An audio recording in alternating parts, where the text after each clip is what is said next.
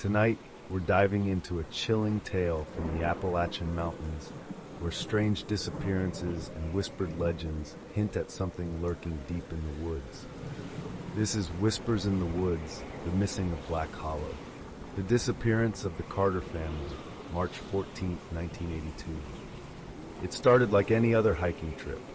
In March of 1982, the Carter family, James, 38, his wife Linda, 34, and their two children, Michael, age 10, and Sarah, age 7, set off for a weekend camping trip in Black Hollow, a remote area of the Appalachian Mountains in eastern Tennessee. They were experienced campers, but when they didn't return home, search teams combed the area. They found only their campsite still intact, tent unzipped, food half-eaten, and the family's belongings untouched. But the Carters were gone. No footprints, no signs of struggle, just silence. A single Polaroid camera was found near the tent. The last picture on the roll, a blurry, shadowy figure standing between the trees. On March 16, 1982, 2 days after the Carters vanished, an elderly hunter named Gerald Lawson stumbled into a ranger station, shaking with fear. He had been camping just a few miles from Black Hollow and swore he saw something unnatural. "I heard voices," he told rangers. "Not like normal people talking. It was whispered, like they was trying to decide something." He described figures moving in the dark, creeping low to the ground like animals. They weren't wearing no real clothes, just scraps, barefoot. Faces were wrong, too long, too pale, and their eyes black as night. Lawson claimed he heard a child screaming before everything fell silent. By morning, he packed up and left, not daring to stay another night. Authorities launched a week-long search of the Black Hollow area. Helicopters, dogs, and over 50 volunteers scoured the forest. They found Michael's blue jacket hanging from a low tree branch, torn at the sleeves. A child's footprint in the mud, but it wasn't alone. Larger barefoot prints surrounded it, like something had been following. A crude symbol carved into a tree near the family's last known location. It resembled an eye with jagged lines, an old Appalachian warning sign that meant stay away. No bodies, no further signs of the Carters. The case went cold. Black Hollow has long been feared by locals. Older generations tell stories of the Hollow Men, a rumored clan of wild, inbred mountain people who stayed hidden for centuries, attacking travelers who wandered too deep into their lands. Some say they snatch people for food. Others believe they steal children to keep their bloodline alive. A few whisper that they're not human at all. Years later, in 1996, a group of hikers ignored the warnings and camped in the same area. That night, they heard low, clicking sounds outside their tents, almost like a language. In the morning, they found a single human tooth embedded in the bark of a tree near their site. They left immediately. The Carter family today, are they still out there? The Carter family was never found. No remains, no leads, no closure. Some say they were taken deep into the mountains, assimilated into the wild clan that lurks beyond civilization. Every few years, a new disappearance occurs in the Black Hollow region. People go in, but they don't come out. And sometimes, just sometimes, hikers report hearing whispers, soft, raspy voices on the wind, right before they realize they're not alone. For years, Black Hollow remained eerily undisturbed. The forest, as if caught in time, had a way of quietly swallowing secrets, protecting its darkness from the outside world. But that fragile peace was shattered in 2019, when a group of young campers vanished without a trace. They had been hiking in the same area where the Carter family had disappeared decades before. Their friends called for help when they didn't return, and after days of searching, the authorities knew they had to send someone in. That someone was Park Ranger Ethan Reynolds, a seasoned officer who had patrolled the surrounding wilderness for years. He was no stranger to lost hikers or stray campers, but this situation felt different. There was a weight to it, a lingering feeling of dread. When Ethan arrived at the campsite, the air was thick, almost too still. The tents lay slashed open, as if something had ripped through them with violent force. But there was no sign of a struggle, no broken equipment, no signs of a rushed departure. Nothing was taken, not even the food that sat half-eaten on the ground. There were no footprints leading away from the camp, only the smooth, undisturbed earth that seemed to mock the very idea of human presence. The forest stood silent, too silent, with only the occasional creaking of the trees above as the wind moved through them. Ethan's unease grew as he searched the area, his flashlight flickering as the shadows deepened around him. As he turned to leave, something caught his eye. Just off to the side, a tree with fresh carvings, deep gouges in the bark that didn't belong. The marks were too precise, too deliberate. His stomach turned as he stepped closer, the familiar shape of the jagged eye symbol staring back at him. The same symbol found decades ago, etched into the trees near the Carter family's campsite, meant to keep people away. It was unmistakable. Yet beneath it, something new was written, freshly carved into the tree as though the words had been scratched there only moments before. We took them too. Ethan's breath caught in his throat. His flashlight flickered again, casting strange shadows over the words. The phrase seemed to pulse with a life of its own, as though it had been waiting for him. The silence around him felt oppressive, as if the forest itself had become aware of his presence, closing in. He had seen many unsettling things in his career, but this felt different. This felt like a message, one meant to be found, but one that shouldn't be understood. He stepped back, his heart pounding in his chest. Something moved behind him, just out of view. The rustling of leaves, a distant sound that wasn't quite a whisper, but something just as unsettling. The weight of the forest was too much. With his instincts screaming at him, Ethan turned and ran. But as he fled back to his vehicle, he couldn't shake the feeling that deep in the shadows of Black Hollow, something or someone was watching him, waiting. The whispers of Black Hollow weren't just stories, they were alive. That was the last time anyone camped in Black Hollow. But even today, on cold, windless nights, say you can still hear the whispers. And if you do, run. Truth or legend. So how much of this story is true? The Carter family, that never existed, at least not by that name. But the Appalachian Mountains are filled with real cases of unexplained disappearances, strange symbols, and chilling encounters deep in the wilderness. Gerald Lawson's story?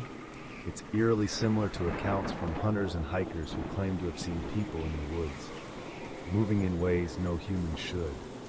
The whispers, the strange footprints, the feeling of being watched, all real reports from those who have dared to explore too deep into the mountains.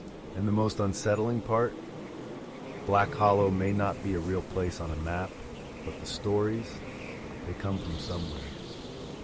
So what do you think?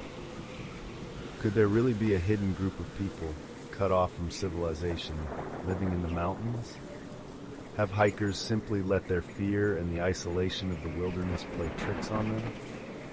Or is there something older lurking in the Appalachian woods, something that doesn't want to be found? Let me know what you believe in the comments. And if you ever find yourself deep in the Appalachian wilderness, miles away from another soul, listen carefully. Because if you hear whispers when no one is around, you might not be as alone as you think. Do you believe in ghosts? Not the kind from stories you tell around a campfire, but the kind that watch from the woods when you're alone.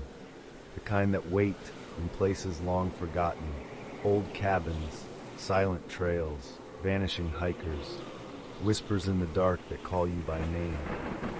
What if it's not just legend?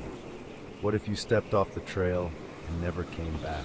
Tonight's story is one of those places, where something lingers, hungry, patient, and never truly gone. This is the haunting of Black Hollow Cabin.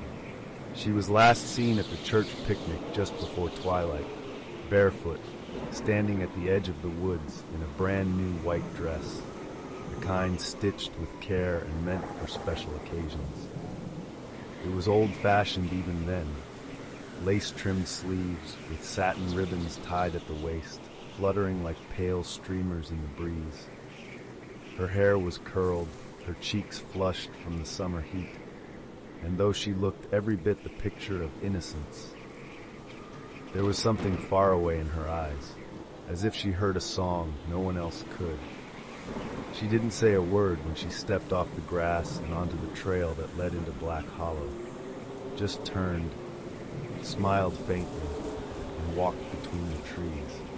Some folks followed, calling after her.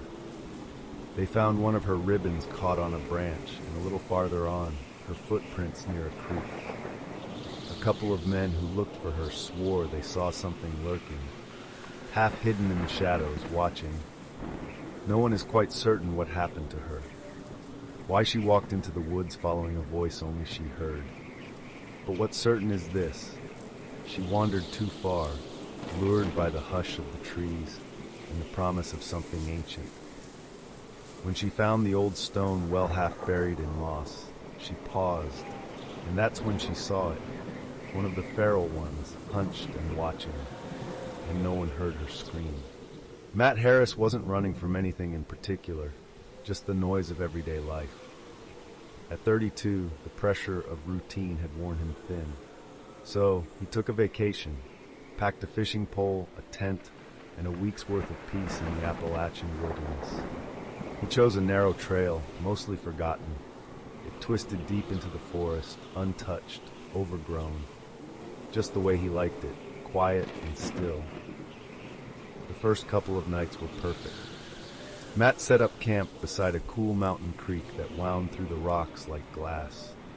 The water was so clear he could see trout flashing beneath the surface. He spent the afternoon casting lines, the rhythmic motion calming, meditative. The trees whispered overhead, and the sunlight filtered through the branches in golden slivers. At night, he cooked his catch over the fire and listened to the forest settle around him. The distant hoot of an owl, the crackle of pine cones in the flames. Peace, real peace, was rare, and out here he found it. On the morning of the third day, he packed up and followed a deer trail deeper into the woods. The forest here was older, denser. The path grew narrow and uneven, the trees crowding in like silent sentinels. That's when he saw it. A tree just off the trail. An old one, wide and scarred, its bark thick and cracked. Something had been carved into it, and roughly etched, deep and crude, like it had been gouged in with a hunting knife. And beneath it, in jagged letters, "We took them too." The moment he read it, the air shifted. Cold slid down the back of his neck like ice water under his collar. The forest, once alive with birdsong and the rustling of leaves, had gone dead silent. No birds, no breeze, just the groan of that ancient tree. He stared at the carving a moment longer, a knot tightening in his gut. It felt wrong. Familiar in a way that made his skin crawl like something half remembered from a bad dream. Then in the corner of his eye, movement. Between the trees, maybe 20 feet off the trail, something drifted through the fog that had begun to creep between the trunks. A figure, thin, dressed in white, gliding more than walking. It moved from one tree to another, vanishing behind the bark, only to reappear a moment later, closer. Matt blinked, squinted, gone. The fog thickened, the chill deepened, not just on his skin, but in his bones, like the cold had seeped into the marrow. He took a step back from the tree, from the eye. He didn't know why, but something inside him whispered, "Leave. Now." He should have listened. He should have turned back then and there, but he didn't. Not yet. Instead, he took one last look at the carving, one last glance into that wide, watching eye, slung his pack over his shoulder, and moved on, faster now. He didn't notice how the light had dimmed behind the clouds, or how the trees leaned just a little closer than before. He only knew he didn't want to see that figure again. And not long after, the sky began to turn. Clouds rolled in fast and low, the kind that swallowed the sun and flattened sound. The rain hit hard, cold, relentless. Matt tried to hike out, but the trail had turned to mud, and the trees pressed closer with every step. That's when he saw it. An old cabin, half hidden behind a curtain of pine. A candle flickered in the front window, a soft golden glow behind foggy glass. It shouldn't have been there, but it was. Matt approached slowly. The wood groaned beneath the porch. He knocked. The door creaked open. A young woman stood in the doorway, pale, almost translucent. Her long black hair hung wet against a white Soldier-in-style plain with bits of ribbon and lace. Her eyes were dark, deep, unblinking. Without a word, she stepped aside, and Matt entered. The cabin was warm, too warm. A fire burned in the hearth, steady and silent. The table was already set, fresh bread, a steaming stew, and a glass of red wine. It smelled comforting, like home. He asked if she had a phone, or any way to call for help. She shook her head.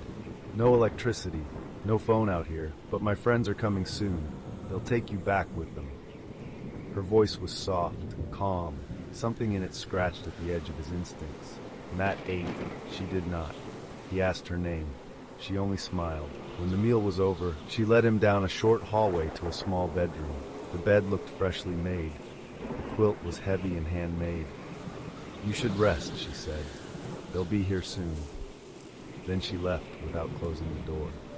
That night, he dreamed. He lay in the same bed, but the window had no glass, just open space, and outside, figures stared in, dozens of them, gaunt, feral-looking people with matted hair and blank, hungry eyes. They didn't speak, they didn't blink, they just watched. She was in the room with him, standing by the bed, staring down at him. Then the dream shifted. He stood at the edge of a deep, black pit, a well. At the bottom, he saw her, broken, dead, her limbs twisted, her white dress soaked in blood and rain. And yet she looked up and smiled, but her face was gone.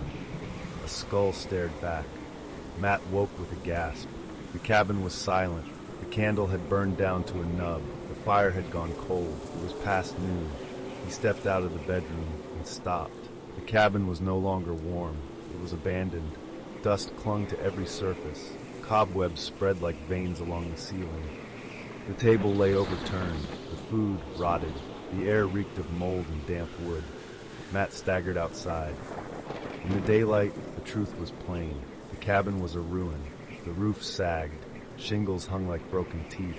Moss blanketed the steps. It hadn't been lived in for years, maybe decades. But he remembered the warmth, the food, the woman. A dream? A hallucination? Then he saw it, behind the cabin, hidden beneath vines and decay, an old stone well. He moved toward it, slowly, pulled by something ancient and cold. He looked down, bones, scraps of white fabric tangled in the remains. Then he heard his name, a whisper, soft and near. He turned. She stood there looking down into the well. Not alive, not anymore. Her skin was stretched too tight, her dress torn and gray with age, and her eyes, still dark, still deep, were empty. "My friends are here now," she said. From the shadows behind her they came, the feral ones, the watchers. The woods were silent and shadows stretched around him, yet he heard their voices in his head. Slowly he backed away. His foot slipped. As he fell, the well swallowed him, then darkness closed like a mouth. "I told you they would come." Her voice a whisper in the shadows that surrounded him, low, soft, certain. He looked up. Faces peered down at him, haunted, hungry. In an instant, her dead, cold face changed for a moment to the quiet and kind girl he had seen the night before. He raised his hand in a plea. "Yes, they will come, but they will never let you leave." And as the lid slid shut above him, her soft laughter followed. The old man sat in the corner booth of the diner, the paper folded in front of him. The headline caught his eye. "Hiker missing in Black Hollow, another mystery or something worse." The reporter's words didn't surprise him. they never did anymore. The link between the disappearance of Matt Harris and the young woman who vanished years ago was too familiar. The reporter had even speculated about a possible connection to something else in the woods, the same thing he'd once believed. The ranger's fingers tightened around his coffee mug, the steam rising like a faint wisp of something not quite right. He'd seen this before when he had been sent in to investigate the same place all those years ago. The same hollow, the same haunting silence, the same tree with the carved eye staring back at him as it always had. He shuddered, remembering the creature in the woods, its shape barely visible through the fog, its presence something no animal could create. It was something older, something patient, and it still waited. He looked out the diner window, the chill of the morning creeping through the glass. He knew one thing for certain now. Some things in the woods weren't meant to be found. And some things didn't let you leave. Truth or legend? Some say the world is full of thin places, where the veil between the living and the dead wears down to almost nothing. And sometimes, something not meant to belong in this world slips through. Legends and truth are often hard to separate, because every legend begins somewhere.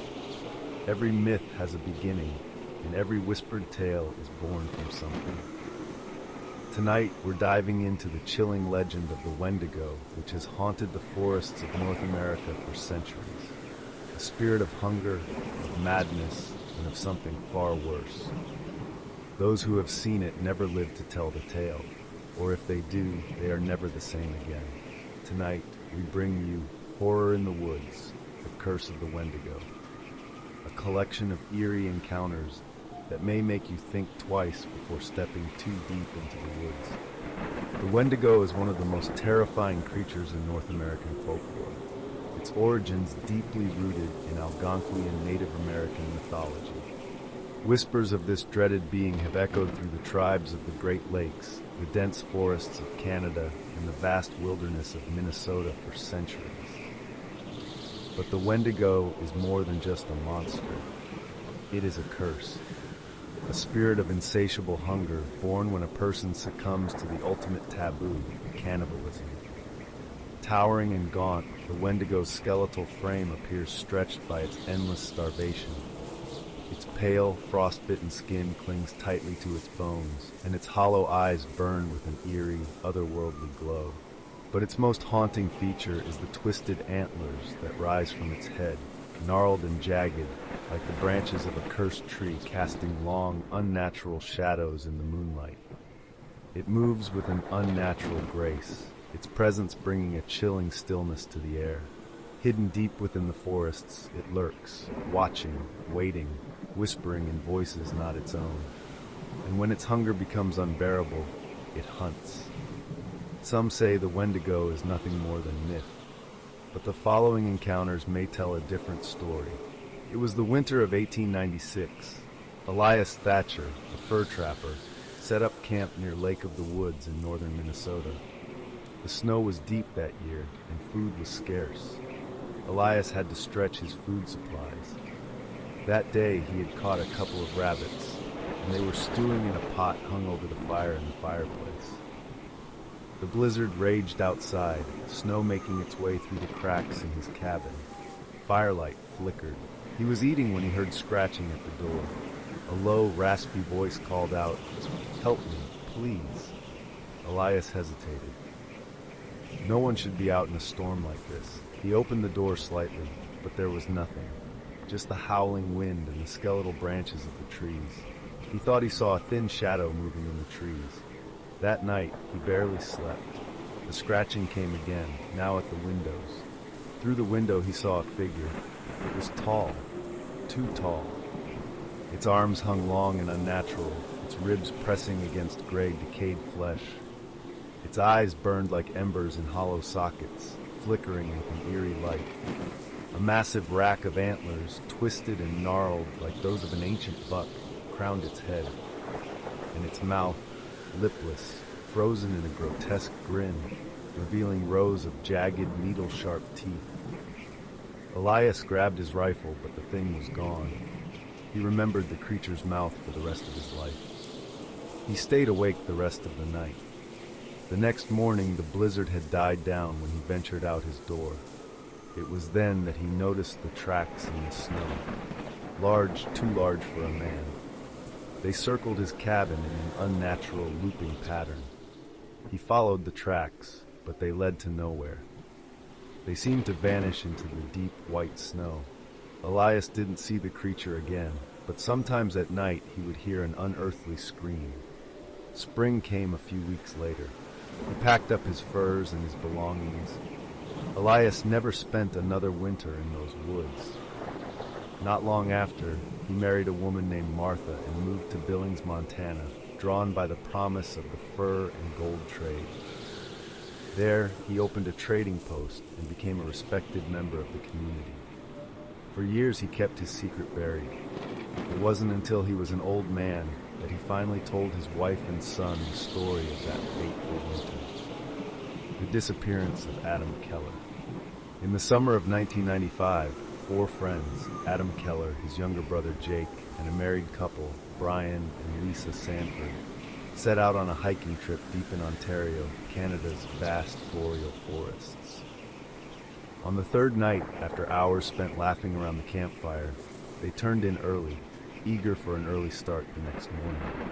But when dawn arrived, Adam's sleeping bag was empty.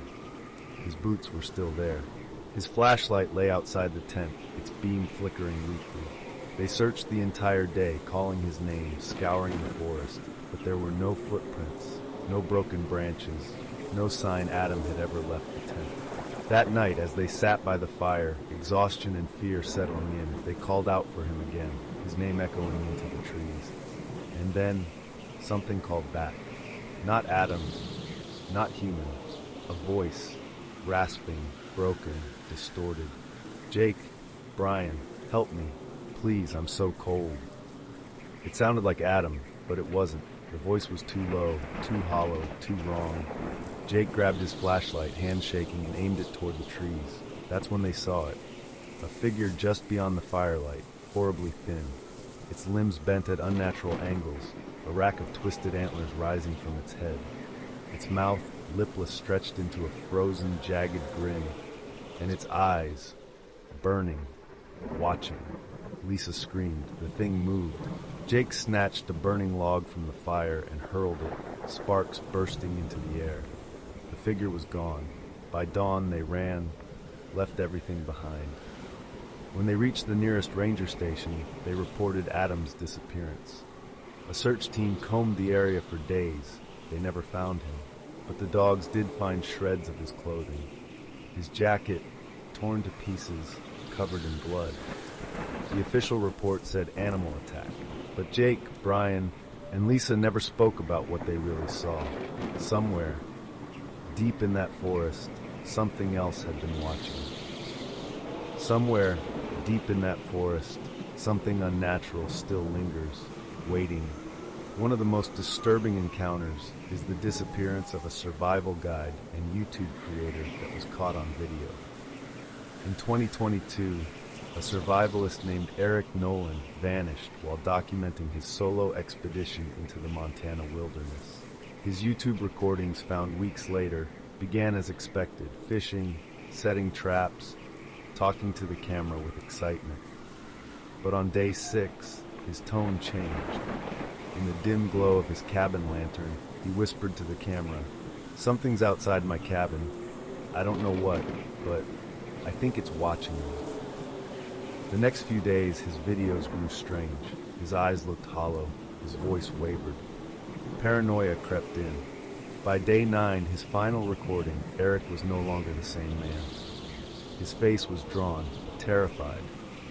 "I can't eat. I haven't slept in days. I want to leave, but I'm afraid to hike out of here." He fell silent, listening. Then, barely above a breath, he whispered, "Something's outside my cabin. I don't know what it is, but it's watching me." And then a face appeared in the window behind him. Sunken, hollow, staring. Eric's breathing hitched, His hand clamped over his mouth. He didn't move, didn't even blink. Then a sound, not a knock, not a scratch, a whisper, right next to the camera. "You smell like hunger." The screen glitched. The final footage showed Eric grabbing his rifle, throwing open the door, then running. His abandoned cabin was found weeks later. Eric Nolan was never seen again. Are these stories just legends? Elias, Adam, Eric, none of them ever existed. These stories aren't real, but the legend of the Wendigo, that is very real. Legends and truth are often hard to separate because every legend begins somewhere with something. Every myth has a beginning. Every whispered tale is born from something.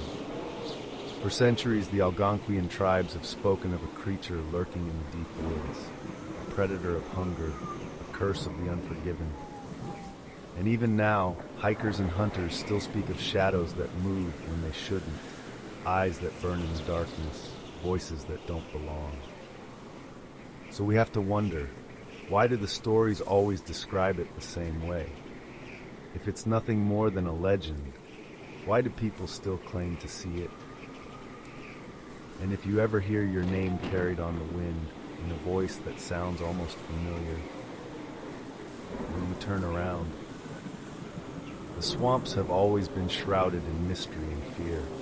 Some say the fog conceals secrets older than the trees, and in the black waters beneath the cypress, something lurks, waiting.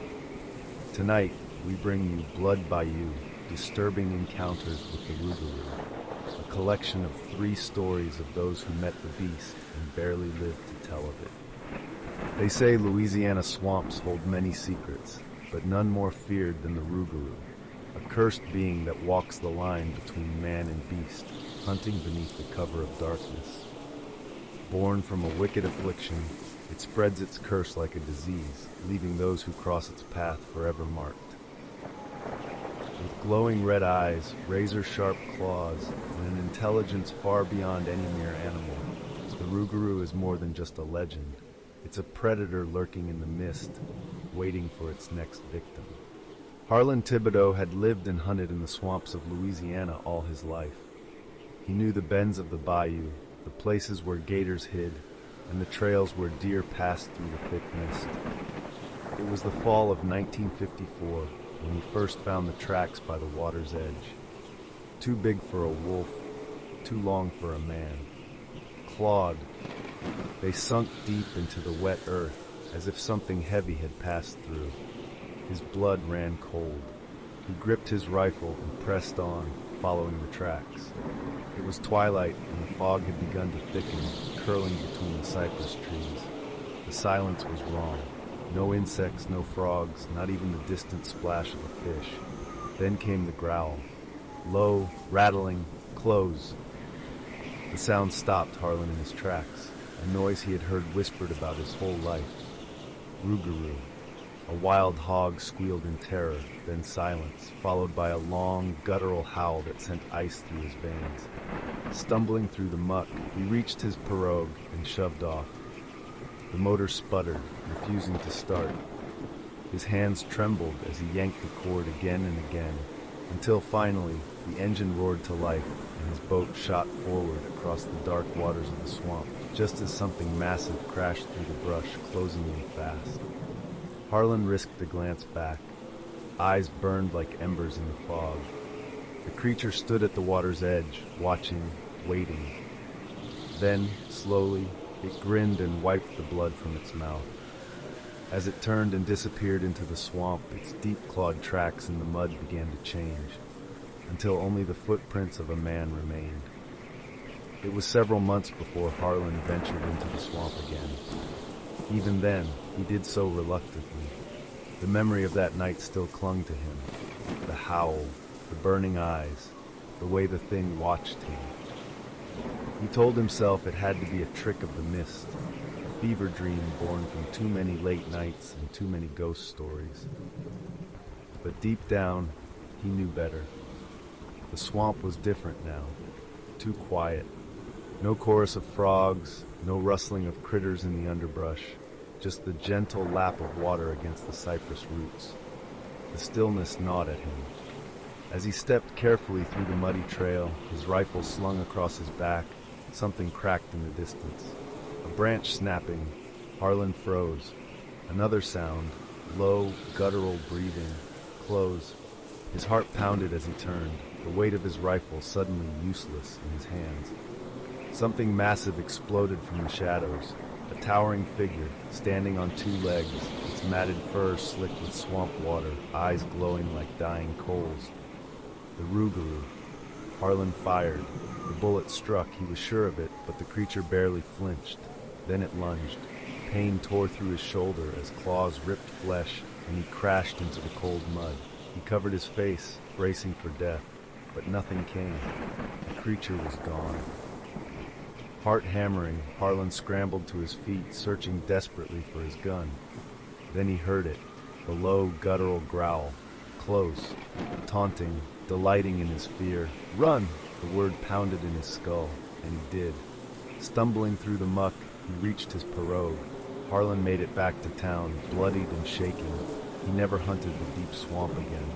Some nights, he swore he heard it outside his cabin, breathing, waiting. And sometimes he saw its tracks.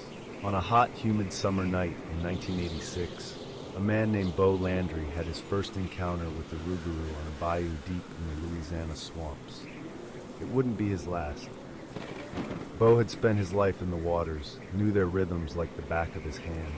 The croak of bullfrogs, the hum of cicadas, the occasional splash of a gator slipping below the surface. But tonight, something was off. At first he thought it was a gator, low, moving slow. The bayou was different that night. The air was thick, still. Even the usual night sounds felt distant, like they were pulling away from him. He sat in his boat, lantern flickering, checking his lines when he heard it.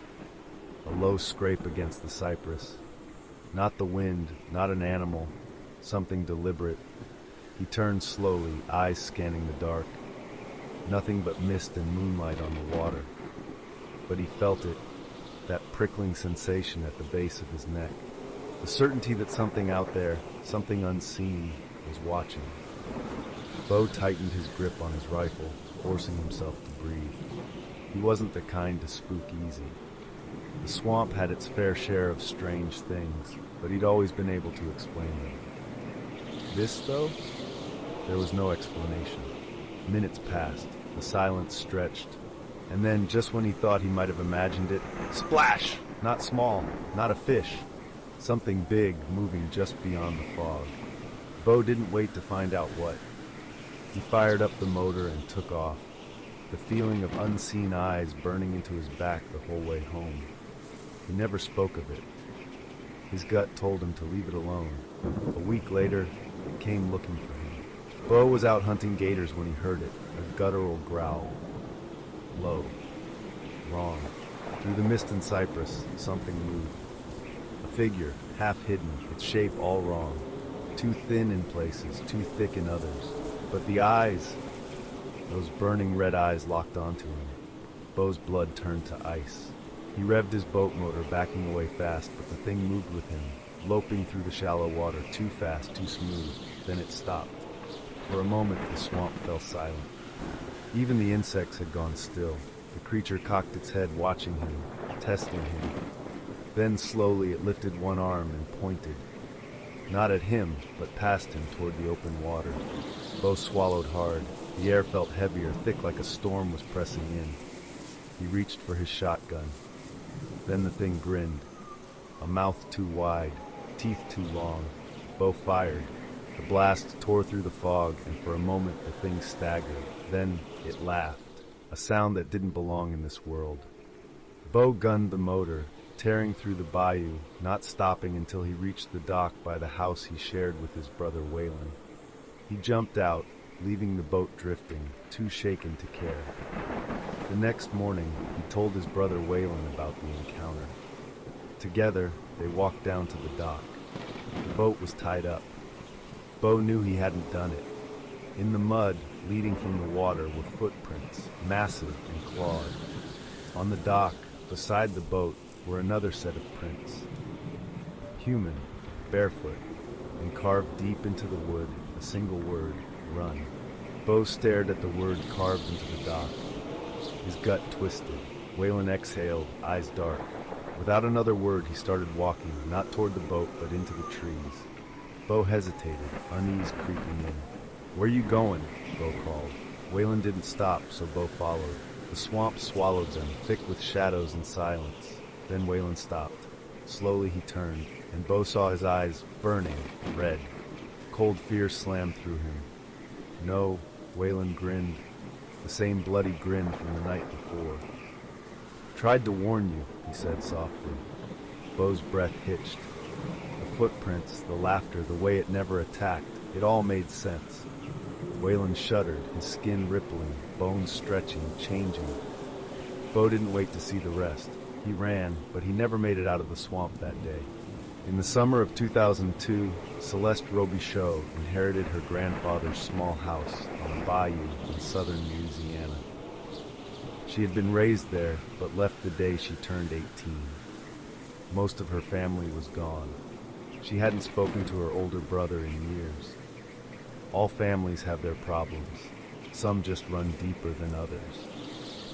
Newly divorced and desperate for a fresh start, she made the decision to leave Little Rock, Arkansas, and return to her roots. The next few months were quiet, almost soothing. Celeste spent her days remodeling the house, a steady rhythm of work keeping her mind occupied. At night, she fell asleep to the familiar sounds of water lapping against the dock, a sound that had once been comforting. But as time passed, the silence between those sounds began to feel heavier. The rustling of the cypress trees in the wind carried an edge of something familiar, distant, unsettling. Then came the scratching. And with it, memories she had long buried began to stir. It started small, a faint scritch against her door. Raccoons, she thought, maybe a stray dog. But then she saw the shadows, long hunched, moving unnaturally, and just as quickly they were gone. That night, Celeste rummaged through the old chest that had belonged to her grandpa. Shaky hands found the small worn box. Inside, silver gleamed in the dim lamplight. Her heart thumped loudly as her gaze settled on the hunting rifle above the fireplace. A few nights later, she heard the scratching again, this time on the deck. A sniff, a low growl. She crept to the window and saw the eyes, too high for a man, too red. They didn't blink, just stared back before vanishing into the dark. Celeste locked every door and window, but the scratching came again, louder this time, claws scraping against wood. Then the handle rattled. Heart pounding, she grabbed the rifle and opened the small box. Taking out a silver bullet, she slid it into the chamber. She aimed the barrel at the door. Silence. Then came a slow, deep growl that vibrated through the walls. She backed away, her aim steady. The boards on the porch creaked under something heavy. Then the beast slammed against the door, hard enough to rattle the windows. Celeste screamed, firing through the door. A snarl erupted from the other side, then silence as the silver found its mark. Celeste slid slowly to the floor, shaken, weary. Placing the gun on the floor beside her, she leaned back against the seat of a chair and exhaled slowly. She stayed awake until dawn. When she finally stepped outside, her porch was shredded, deep claw marks gouging the wood. A blood trail led off into the woods, disappearing into the bayou. Celeste raised a trembling hand to wipe the tears from her face. "I did what I had to do, brother," she whispered. "I hope you found peace now, Waylon." She packed what she could and left that day, never looked back. The house, it still stands empty, and deep in the bayou are bones of a man who finally found peace. Truth or legend? The people in these stories aren't real, but the legend of the Rougarou, that is very real. Legends and truth are often hard to separate because every legend begins somewhere with something.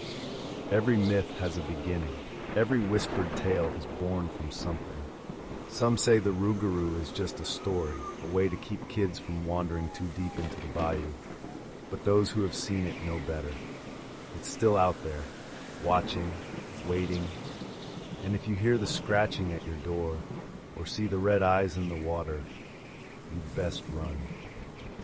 The story you're about to hear takes place in the early 1900s, a time of intrigue and mystery in the heart of New Orleans, Louisiana. It's the tale of a killer who slipped through the shadows, haunting the city's streets and leaving behind a trail of terror. This is the story of the Axeman of New Orleans, the name that still chills the bones of those who know it. In the spring of 1918, a brutal crime spree began that would paralyze the city with fear. At night, in the still of the dark, the Axeman would strike, leaving bloodshed and horror in his wake. The killer's weapon of choice was a simple axe, but his signature left an unsettling mark on New Orleans residents. The first of these terrifying murders occurred on May 23, 1918, when a couple named Joseph and Catherine Maggio were found hacked to death in their home, their skulls crushed and their bodies mutilated. But it didn't stop there. Over the following months, more families fell victim to the Axeman. Each attack became more brazen, with no clear pattern, yet one thing remained the same: the killer's chilling methods. No one knew who the Axeman was or what drove him, but one thing was clear: he had turned New Orleans into his personal hunting ground. As the victims' families mourned and the city grew more fearful, a letter arrived, one that would add another layer of mystery to the enigma of the Axeman.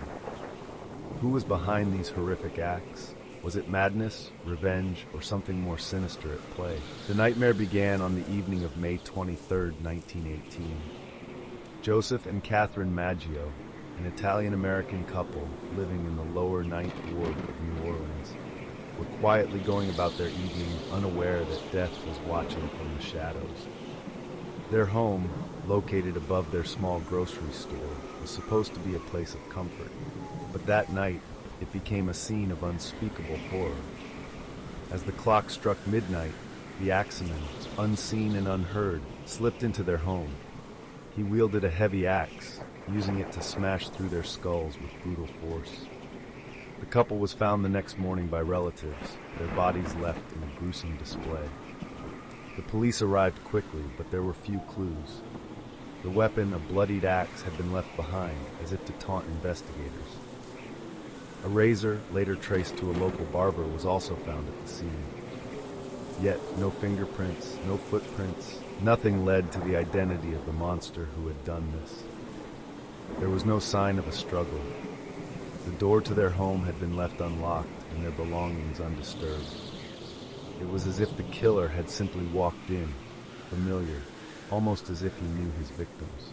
What made this case so strange was the lack of clear motive.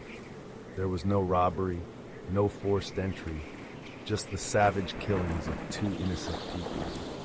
Police could find no clue to lead them to the identity of the killer, and it appeared the Axeman had vanished as quickly as he arrived. In the following weeks, fear began to grip New Orleans like a tightening vice. The city had just experienced its first murder by the Axeman, but it would not be the last. The killer had shown no remorse, and his violence was only just beginning. Over the next few months, similar murders would follow, each one chillingly similar to the last. It was as though the killer had a method, a macabre ritual he was following. Each crime involved a couple. Victims were almost always Italian grocers. Each scene featured the same horrifying weapon, an axe. In some cases, the Axeman would also leave behind a telltale mark, an open window. The killer seemed to prefer entering his victims' homes through unlocked doors or windows, always sneaking in when he least expected it. On June 27, 1918, another Italian grocer, Louis Bassumer, and his mistress, Harriet Lowe, were found clinging to life in their shop. Their skulls had been fractured by an axe, yet somehow they survived. Harriet, however, would later succumb to her injuries, and in her final moments, she claimed Bassumer himself was the attacker. The police, desperate for answers, arrested him, but the killings continued, proving he was not the Axeman. By July, the Axeman's spree had claimed several more victims, including the brutal murders of a family, the Andre family, and the more infamous attack on the Cortimiglia family. In each case, the violence was swift, merciless, and mysterious. No one knew how he chose his victims, and the fear only grew. As the months passed, the fear intensified. By August, another attack shook the city. Anna Schneider, a pregnant woman, was found brutally wounded in her bedroom, her face smashed beyond recognition. Miraculously, she survived and even gave birth to a healthy child weeks later. But still, the Axemen remained free, an unstoppable force that terrorized the city. By 1919, the terror reached its peak. More families were slaughtered. The randomness of the killings left no one feeling safe. Was he a madman, a spirit, a killer hiding in plain sight? No one knew. But soon, the Axeman himself would speak, sending a message that would forever haunt the streets of New Orleans.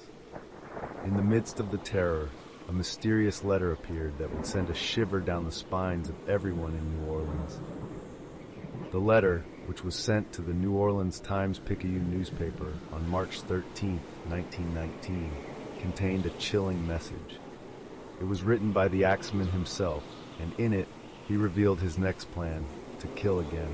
The letter read in part, "I am very fond of jazz music. I swear to God that I will pass over New Orleans if a jazz band plays at least one song in any given bar. The night will be the night of my last attack if you heed my demand." This bizarre demand led to a wave of uncertainty throughout the city.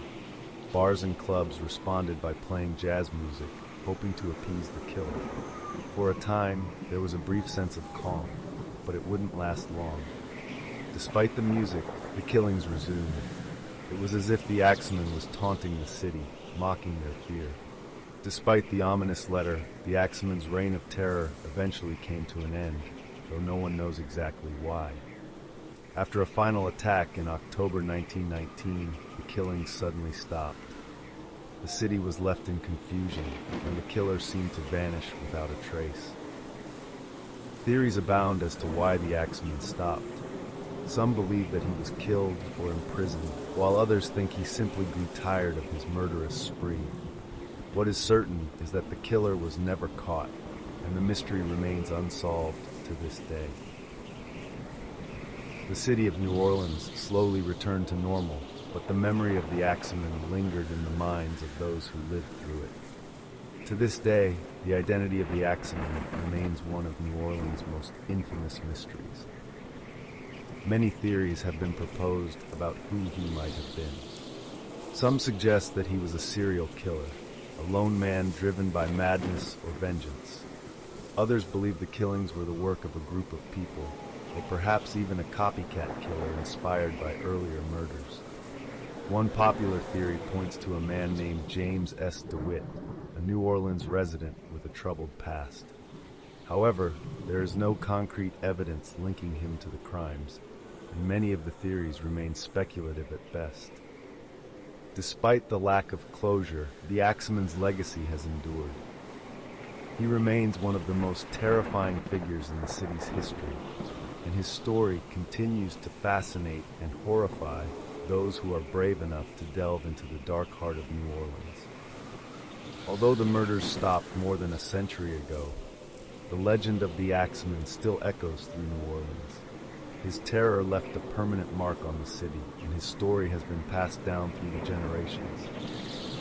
Today, the tale of the Axeman is still told, both as a cautionary tale and as a piece of history that continues to captivate. Was the Axeman a man driven by madness? A ghostly figure who walked the streets of New Orleans in the dead of night? Or perhaps he was something far darker than any of us could imagine, a mystery that remains, a question unanswered. One thing is certain, the Axeman of New Orleans will never be forgotten. They say when the Bone Reaper walks, the living tremble, his axe thirsts for souls, and the night is his to claim. Once, he was the Axeman of New Orleans, a man whose crimes painted the streets red. But vengeance is a cruel mistress, and a voodoo curse bound him to the darkness forever. Now a hollow specter of bone and rage, he hunts beneath the moon, searching for those who stray too far into the night. Tonight, our story is one that lingers in the damp air of New Orleans, carried in whispers through the streets when the fog rolls in thick. A story of a man who became something far worse than a murderer, something cursed to walk the night forever. It began in the 1920s when jazz was king and the city pulsed with life. In the heart of the French Quarter lived a man named Silas Leroux, a bitter, angry soul who believed the world had cheated him. He drank too much, gambled even more, and when he lost, which was often, he took his rage out on those who had nothing to do with his misfortune. It was a dark, foggy night when Silas made his way through the bayou to the home of Mama Celeste, a voodoo priestess both revered and feared throughout the city. His axe, still slick with the blood of his last victim, gleamed under the pale moonlight. The metallic scent clung to him, mixing with the damp, heavy air. His heart pounded, not with fear, but with the thrill of what was to come. He sought power, wealth, a name that would echo through the streets of New Orleans long after he was dead and buried. The moment he stepped into her candlelit room, she was waiting. The air was thick with the scent of strange herbs, laced with something ancient and knowing. Shadows flickered against the walls, stretching and shifting as if listening. Mama Celeste's dark eyes bore into him, unflinching. "I have seen you in my bones, Silas Leroux, and I have seen your desires. Be careful what you ask for I have seen your future. I will grant only one." Silas scoffed, dragging the edge of his sleeve across his axe blade, smearing blood into the fabric. His lips curled into a grin. "Then give me fame." He knew that with fame came power, and with power came wealth. Mama Celeste did not smile. She did not waver. "I will grant your wish, Silas Leroux." Her voice was a whisper, yet it rumbled through the room. "Wealth you will never have, but the city will tremble at the mention of your name." The smile faltered on his lips.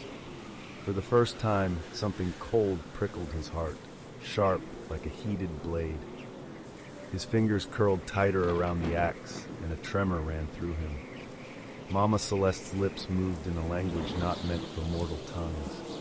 The candle flames twisted unnaturally, their light casting long, writhing shadows. A wind howled through the closed windows. The walls groaned. A searing pain tore through Silas's chest. He fell to his knees with a strangled gasp, clutching at his heart as if he could hold it together. His breath came in ragged, desperate gulps. The room pulsed, bending, warping, reality itself shifting around him. His flesh shrank, blackened and peeled away. His bones gleamed under the flickering candlelight, stripped of everything that made him human. His hands curled around his weapon, now fused to him, as though it had always been a part of his very being. "You thirst for blood, so blood shall bind you," Mama Celeste whispered. "You shall walk these streets when the sun sets, seeking what you cannot find. But when the jazz plays, you will remember, and you will know regret. The city will know your name, Bone Reaper." Silas staggered to his feet. No longer a man, but a hollow thing. His skeletal fingers gripping an axe that had become an extension of his cursed soul. As he staggered into the darkness, Mama Celeste's laugh echoed through the swamp. New Orleans, 1927. The night was thick with humidity, and the distant glow of a street lamp made the fog shimmer with an unearthly hue. The scent of rain clung to the air as Henry Duval stumbled through a narrow alley off Bourbon Street. The lingering echoes of jazz from the club where he worked still thrummed in his ears, but now, in the silence between the buildings, there was only the sound of his own breath and the scrape of something dragging against brick, a quiet, distant shuffle of feet. Henry froze and glanced over his shoulder. The alley was empty, wasn't it? The gaslight above flickered. The shadows stretched unnaturally long. Then came the sound again, a slow, deliberate scrape, scrape, scrape, metal against stone. His heart pounded as he turned, and there, at the mouth of the alley, stood a figure cloaked in darkness. The glow of the gaslight caught on something gleaming in its bony grip. An axe. Henry didn't wait to see more. He turned and ran, feet slapping against the wet pavement, breath hitching as he reached the next street. But he couldn't outrun the sound, the relentless scrape of metal on cobblestone. Suddenly, the doors of a jazz club swung open, spilling music into the night. And just like that, the scraping stopped. A laugh floated through the fog, low and chilling. Barely breathing, Henry dared to glance over his shoulder. The alley was empty once more. No laughter, no scraping, just the music, its slow, haunting notes filling his chest with dread. He had heard the stories, the phantom that locals called the Bone Reaper, who walked the streets of New Orleans on nights when moonlight pierced the fog. Henry turned and ran. The mist closed around him, swirling, twisting, disorienting. His foot caught on uneven stone and he stumbled, crashing onto the cobblestones beneath a flickering street lamp. Cold dampness seeped through his clothes. Laughter echoed in his ears, the scrape of metal on stone. The last thing he saw was the figure towering above him, hollow eyes staring down at him, and the blade of an axe gripped in a skeletal hand. By morning, a grocer found his body sprawled on the steps of his store. The flickering light above cast eerie shadows over the scene. Henry's chest cleaved open, his blood pooling into the cracks of the cobblestone pavement. St. Louis Cemetery, November 1st, 1986, New Orleans. Claire LeBeau had never believed in ghost stories. Growing up, she had heard whispers of the Bone Reaper haunting St. Louis Cemetery. Only once did she dare sneak inside its gate. In the dim moonlight, she felt as though she were being watched. Then came a whisper in the dark, "I see you." She ran. For years she chased tales of superstition and the paranormal, eager to expose myths for what they were. She needed to disprove the nightmares of the Bone Reaper that had haunted her dreams. Tonight, she had returned to the cemetery to investigate recent sightings of the Bone Reaper. The metal gate creaked loudly as she pushed it open and stepped inside and took her first step. Her notepad was clutched tightly in one hand. Her small Instamatic camera hung from its strap around her neck. The moon hung low, silver light casting jagged shadows over the mausoleums. Claire stepped carefully over the cracked pathway that wound through the cemetery like a maze. The ancient tomb stood hauntingly beautiful in the darkness. The gravestone statues seemed to move and shift in an unearthly manner. A winged shadow loomed before her. She caught her breath, her pulse hammering in her ears. The clouds shifted, and moonlight spilled over the carved figure of an angel marking the grave. Claire exhaled slowly. Then, the air shifted. The warmth of the night bled away, replaced by a sudden bone-deep chill. Fog curled through the cemetery, thick and suffocating. A rustling came from behind a grave, something or someone moving in the darkness. Claire swallowed hard, her heart pounding in her ears as she strained to listen for movement. Silence. Then, a low creak, a scraping sound, metallic, echoing off the broken stone. Her flashlight flickered as she turned toward the source. The old, rusted gate was swinging open. Beyond it stood a figure, tall, dark, hollow eyes glowing like embers. A tattered suit clung to its skeletal frame, a dark hat obscuring its face, and in its grip an axe, catching the moonlight like the gleam of a wolf's eye. Claire's breath hitched. She stepped backward, her heartbeat a thunderous drum in her chest. She slowly lifted her camera. She didn't dare look through the viewfinder, just pointed and clicked. The camera whirred, and the instant photo dropped at her feet. Then, faint but unmistakable, the sound of a trumpet drifted from the quarter, a slow, mournful jazz melody floating over the tombs. The figure twitched. A shudder passed through its bony form, and then, as quickly as it had appeared, it was gone, vanished into the shadows. Claire fled. The next day, despite every instinct screaming at her to stay away, she returned. When she found the photo, it was resting on the granite base beside the angel's feet. With trembling fingers, she reached for it, then jerked her hand back. A face of bone grinned back at her, and scrawled in blood across the photo were the words, "I see you." Mardi Gras, the Roosevelt Hotel. 15 years later, the hotel room door clicked shut, sealing out the distant echoes of Mardi Gras revelry. The night had been a blur of music, masks, and mystery, and now she stood in the dim glow of the bedside lamp, watching the stranger who had danced with her through the night. His dark coat hung on his tall frame, his hat casting a shadow over his sharp features. "You never did tell me your name," she said, kicking off her heels. The man, tall, elegant in his dark coat and hat, tilted his head slightly. "You already know it." Her smile faltered. Something about his voice. It was the sound of rust scraping metal, of wind moaning through tombs. The room turned cold, too cold. The music in the streets outside blocked out by the sound of her own heartbeat. For a moment she stopped breathing. A metallic scent curled into the air. His voice was a rasp of wind through dead branches when he whispered her name. He lifted his hand and she saw the axe, rusted and pitted, fused to the bones of his hand. Her heartbeat pounded in her ears as he slowly raised his head.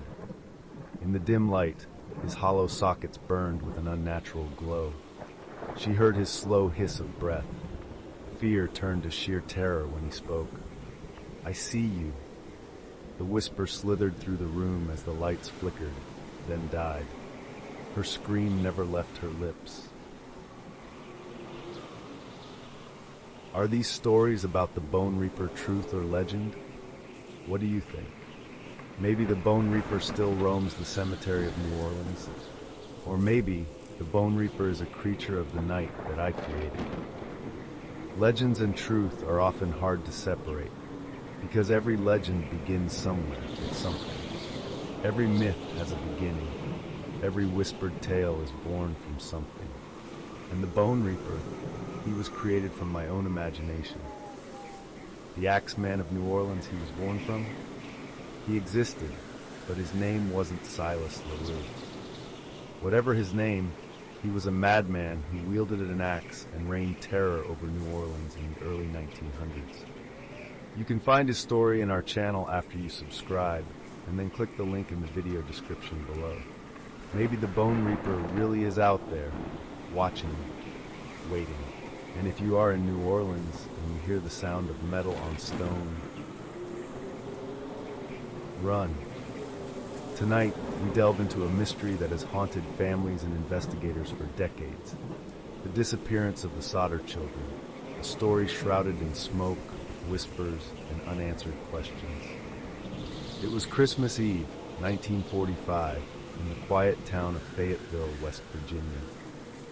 The Sodder family, made up of George and Jenny Sodder, Italian immigrants who had built a life for themselves in America, and 9 of their 10 children, gathered in their home to celebrate the holiday season. Good food and conversation around the dinner table and a warm fire glowing in the fireplace made for a pleasant evening. Children's laughter and joy filled the house in anticipation of what Christmas morning would bring. As the clock ticked past the younger children's bedtime, Jenny sent them upstairs to bed, while the older ones lingered, enjoying the last moments of Christmas Eve. Around 12:30 a.m., the house fell into a peaceful slumber. However, this tranquility would soon be shattered. A strange phone call rang through the house at around 12:45 a.m. Jenny, still awake, answered. A woman's voice, unfamiliar and eerie, asked for a name Jenny did not recognize. In the background, laughter and clinking glasses echoed. Jenny dismissed it as a prank call and went back to bed, but something felt off.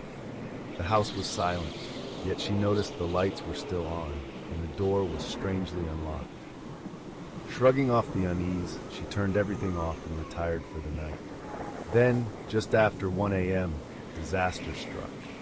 Smoke began to fill the house, and within minutes, flames erupted. George, Jenny, and 4 of their children, Marion, Sylvia, John, and George Jr., managed to escape the inferno. But 5 other children, Maurice, age 14, Martha, age 12, Louis, age 10, Jenny, age 8, and Betty, age 5, were trapped inside. George attempted to re-enter the house, but the flames were too intense. Desperate, he tried to use a ladder that was always kept by the side of the house, only to find it missing. He then attempted to use his trucks to climb back into the burning home, but neither vehicle would start, despite having functioned perfectly the previous day.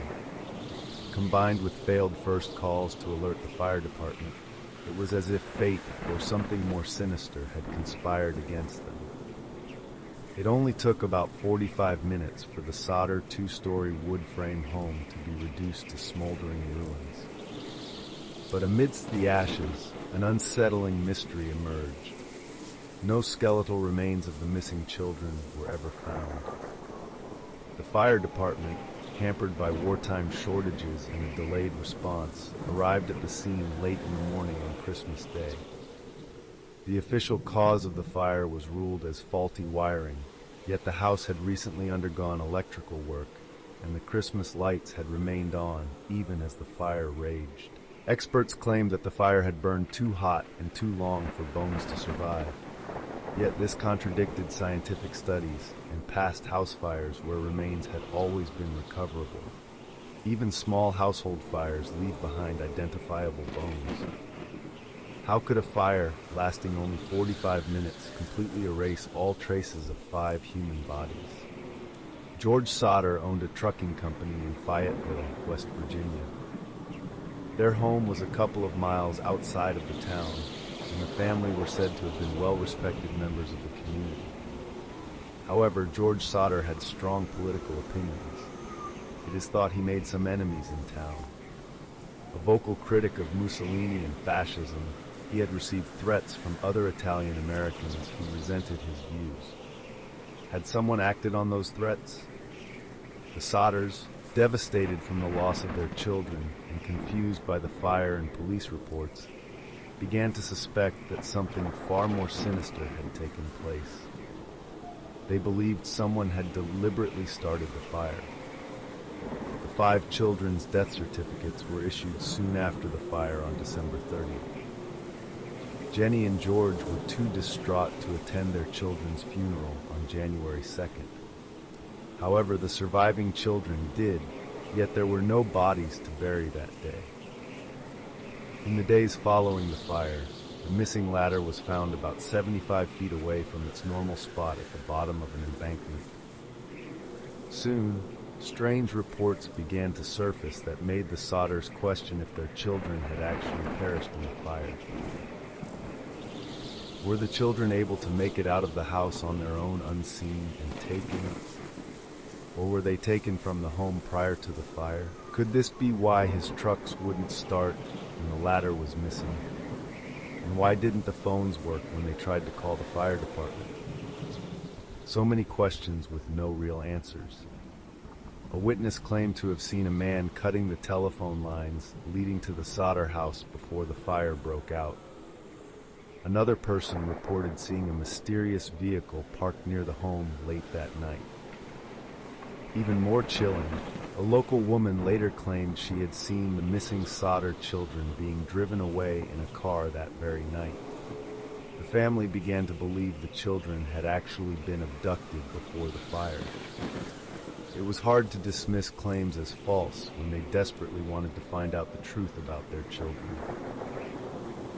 A peculiar phone call received by the Sauters weeks before the fire added another layer to the mystery. A man, speaking with a thick accent, had asked George if he would be interested in purchasing life insurance for his children. When George declined, the man reportedly said, "Your house will go up in smoke and your children will be destroyed." The family had also noticed a strange man watching their home in the days leading up to the fire. When confronted, he vanished. Coincidence or a calculated threat? George and Jenny Sauter refused to believe their children had perished in the flames. Clinging to hope, they erected a billboard along Route 40, displaying photos of the missing children and offering a reward for information. The amount was eventually raised to $5,000.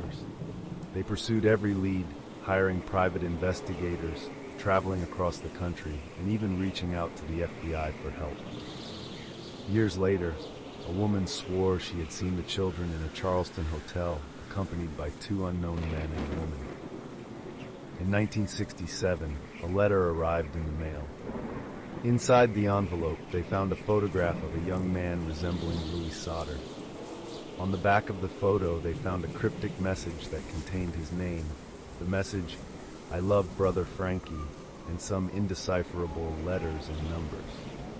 The family was stunned. Had Louis survived? Was this proof the children had been taken? Despite their efforts, they could never trace the sender. The Sauter case remains one of the most perplexing, unsolved mysteries in American history. The lack of physical evidence, coupled with the suspicious circumstances, has fueled countless theories. George and Jenny spent everything searching and following every lead, no matter how insignificant, trying to find their children. However, their wait was in vain. No real trace of the children was ever found. Some believe the children perished in the fire, their remains destroyed in an inexplicable phenomenon. Others insist they were kidnapped, possibly as part of a human trafficking ring or revenge plot, and taken out of the country. Theories range from organized crime involvement to government cover-ups. In 1969, after years of searching, George Sauter passed away, never knowing the fate of his children. Jenny, until her final days, refused to let go of hope. She kept the porch light on every night, waiting for their return until her passing in 1989. The billboard bearing a family's plea for answers was finally removed after her death. The story of the Sauter children is a chilling reminder of the uncertainties that can haunt us. A Christmas Eve celebration turned into a nightmare, leaving a family shattered and a community in disbelief. The flames that fateful night consumed not only a house, but also the truth, leaving behind a legacy of unanswered questions. What do you think happened to the Sauter children? Were they victims of the fire, or was a darker force at play? If they were alive, why didn't they try to contact their family when they became adults? Let us know your theories in the comments below, and don't forget to like and subscribe.